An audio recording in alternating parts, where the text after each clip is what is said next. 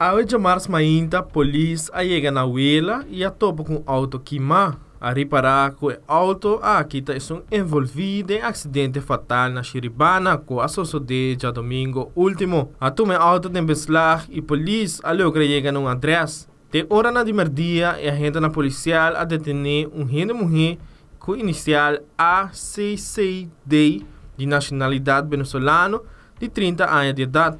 O Corpo Policial de Aruba deu um comunicado de imprensa a indicar que não está descartar que tem mais detenção relacionada com o caso em questão e está fazendo uma chamada na quem custa algo ou faca algo para chamar a hotline de polícia que está 11141.